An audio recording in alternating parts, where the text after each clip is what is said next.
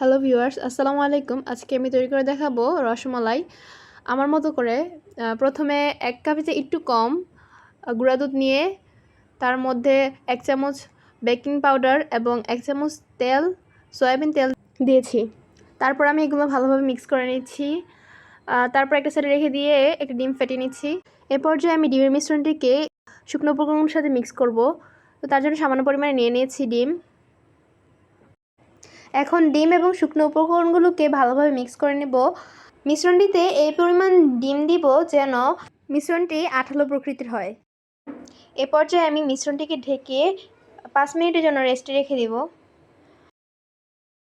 এবার প্লেটে তেল ব্রাশ করে নিব যেন রসমালাইয়ের মিষ্টিগুলো প্লেটে লেগে না যায়। এখন ফিরে এসেছি 5 মিনিট পর।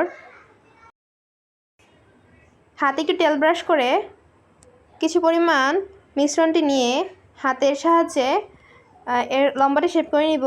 আপনারা আপনাদের ইচ্ছে মতো শেপ করে নিতে পারেন। এখন চলে যাচ্ছে চুলায় একটি প্যান বসিয়ে 1 লিটার পরিমাণ দুধ দিয়ে নিয়েছি এবং কিছুটা এলাচ, দারুচিনি এবং তেজপাতা দিয়েছি। এ পর্যায়ে 1/2 কাপ চিনি একসাথে অ্যাড করে দিচ্ছি। এখন অপেক্ষা করব বলক আসা অবধি। বলক এসে গেলে এতে আস্তে আস্তে রসমালাইয়ের মিষ্টিগুলো দিয়ে দিচ্ছি। মাশাআল্লাহ, রসমালাইগুলো দেওয়ার কিছুক্ষণ পরেই ফুলে উপরের দিকে ভেসে উঠেছে।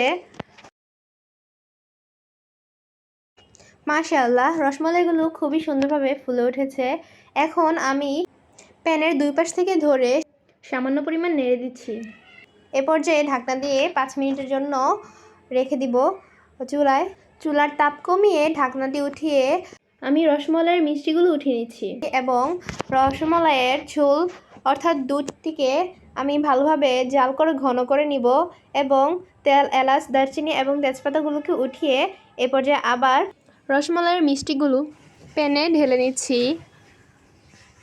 এ পর্যায়ে চুলাটি আবার অন করে 1 মিনিটের মতো জাল করে নিব। জাল করে ঢাকনা দিয়ে প্রায় 2 থেকে 3 ঘন্টার মতো রেখে দিয়ে ঠান্ডা করে এখন আমি সার্ভ করছি। মাশাআল্লাহ, অনেক সুন্দর হয়েছে এবং খুবই রসালো হয়েছে। আমি এখানে কেটে দেখাতে ভুলে গিয়েছিলাম, এজন্য আমি আন্তরিকভাবে দুঃখিত।